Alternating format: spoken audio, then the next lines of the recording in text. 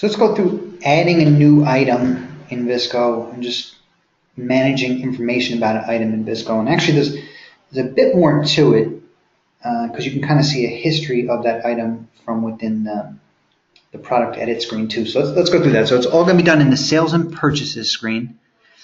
And from this link here under sales elements called products, that will initially load a listing of all your products. Actually, it kind of remembers your most recent filter.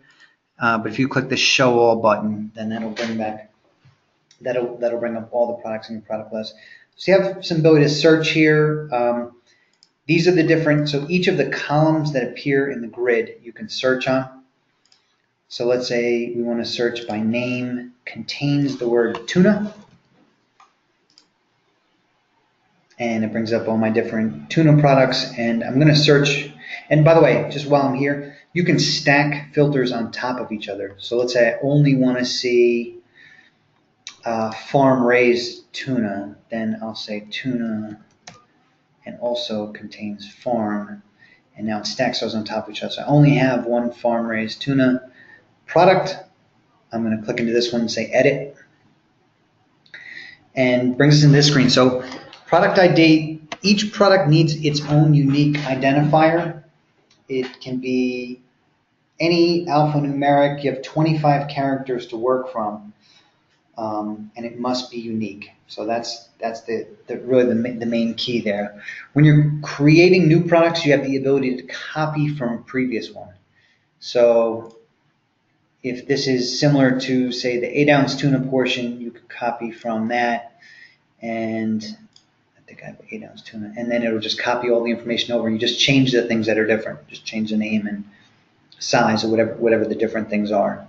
Oh, I forgot to mention one thing. When we're in the product grid, if you're creating a brand new one, then you have the opportunity to either create an active product, which would be something you're actively going to be buying or selling, or you can create an inactive product, which just allows you to start tracking information about a product. So whether it's quotes or drawings or anything like that, you can create a new inactive product, but you won't be able to actively buy or sell that until you change the status.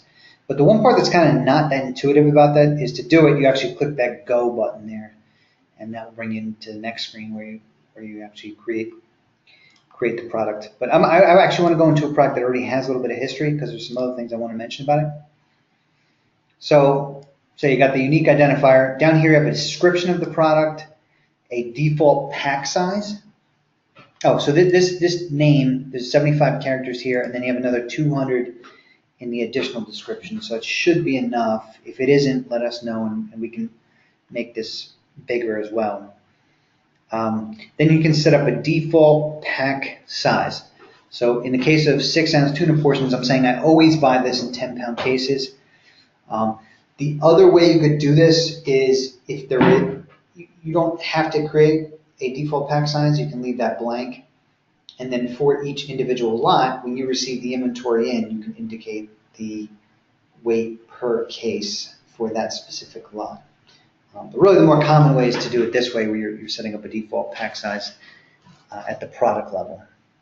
Units of measure, you can buy in one unit of measure and sell in another. So if you would typically say buying kilos and selling pounds, you could do that.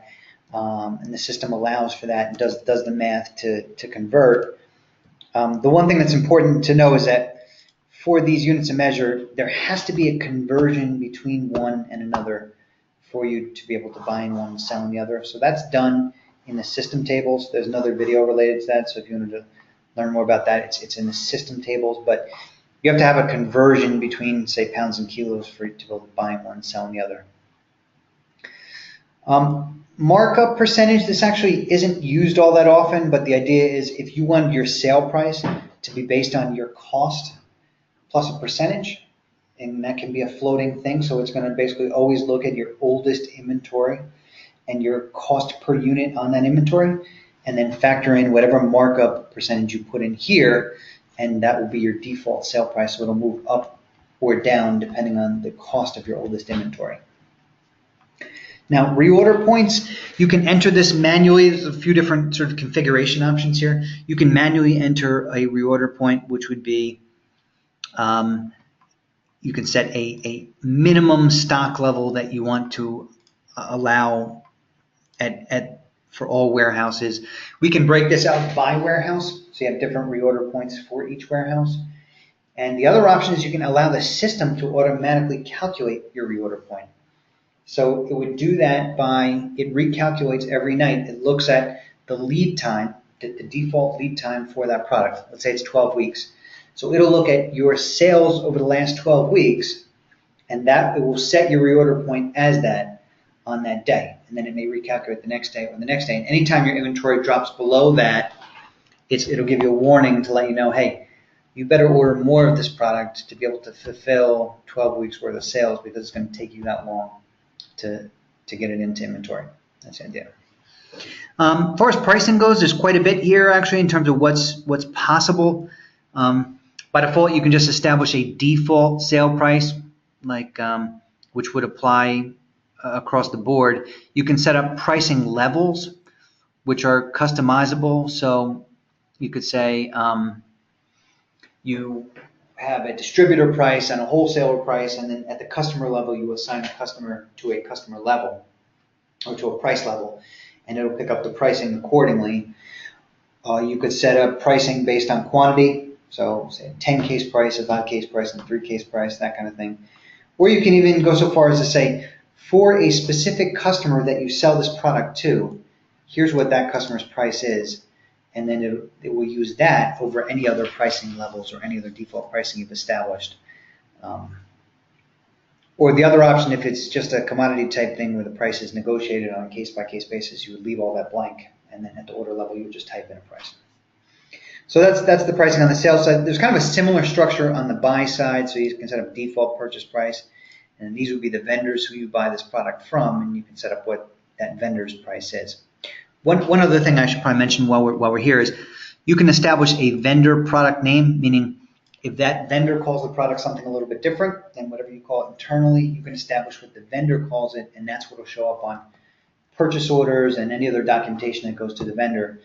The vendor would see their own product name or product code, and the same is true on the customer side. So if the customer has their own product codes, that's what they see on their documents as well.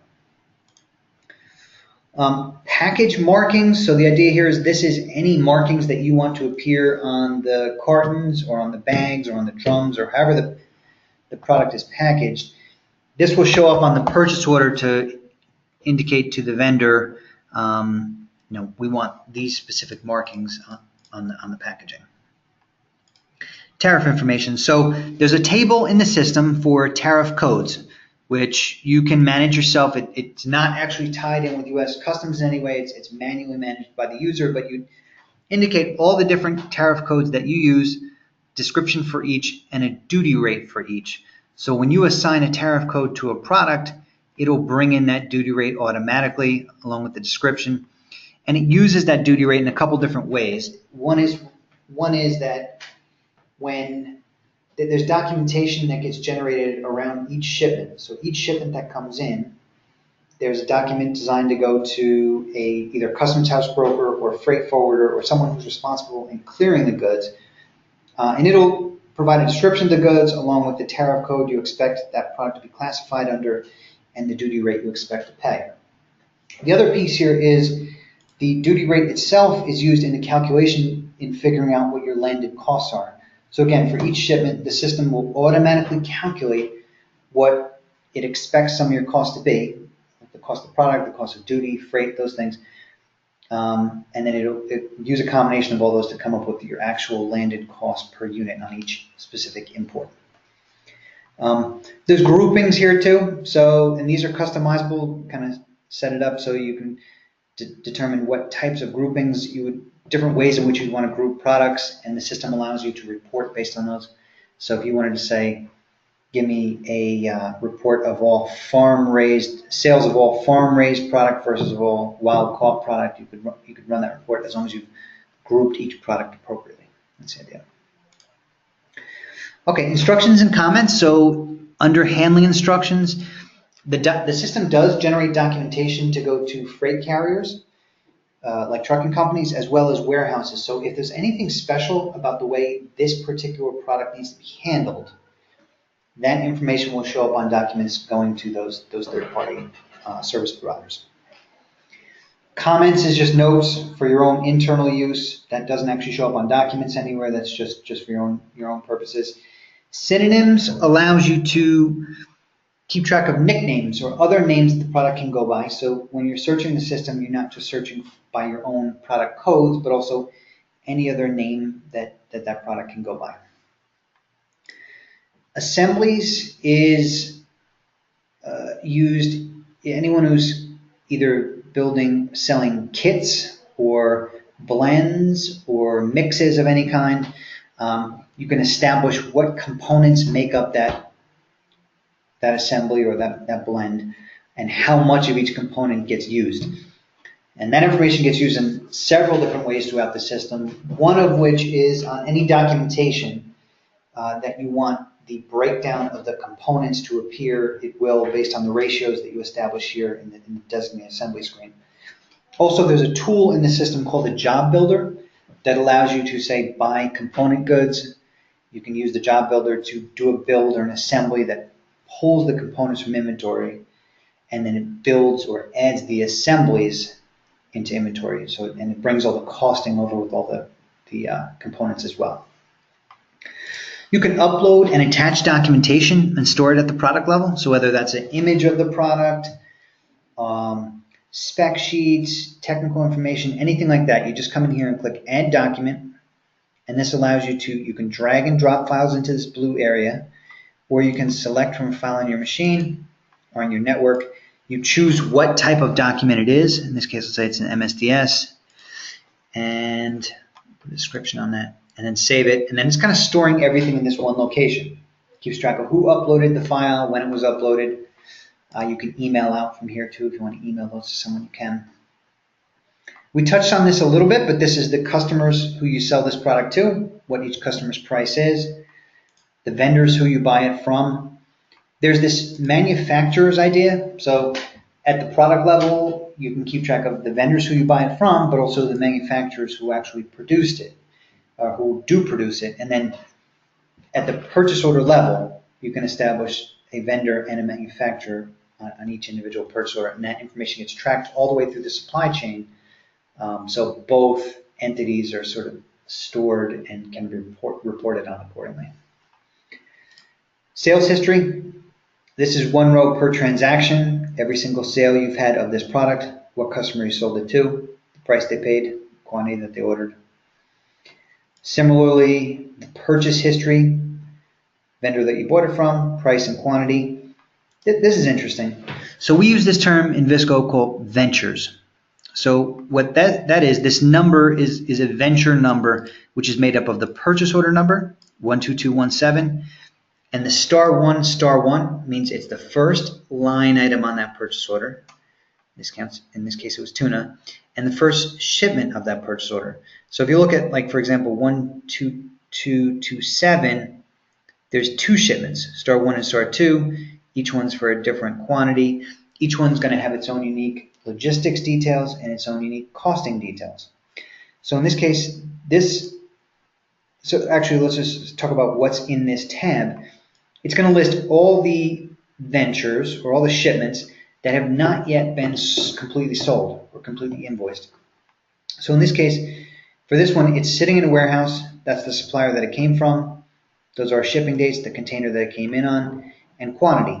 Now we can drill down into this specific shipment to look at some of the costing details. Let me expand this a little bit. So in this case, our latest projected cost per pound on this shipment is $4.31.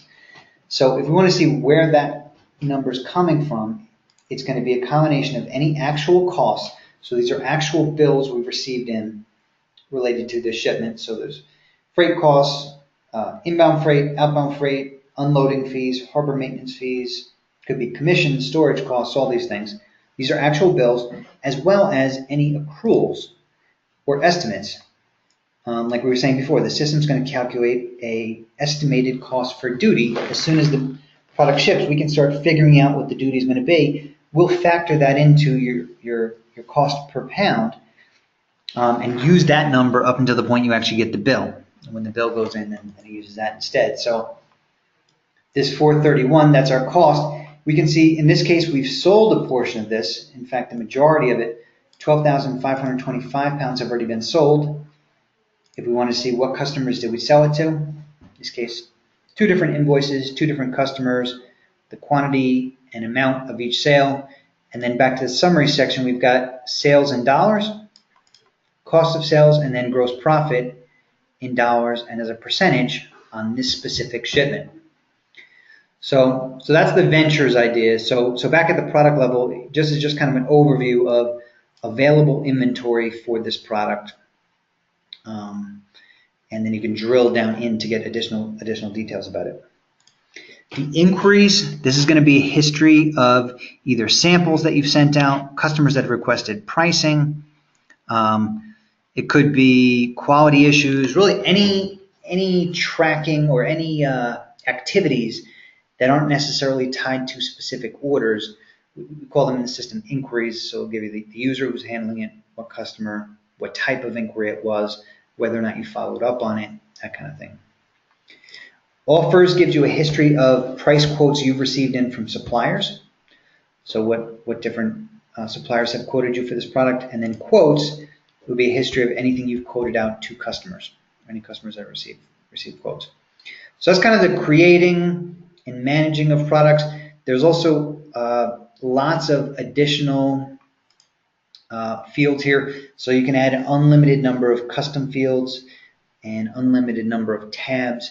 You can move the fields around between tabs, so it's not fixed necessarily based on exactly what you see here. That part's customizable. So if you have questions on how to do that, some of that actually needs to be done here by our staff, but there is no cost for adding fields or anything like that.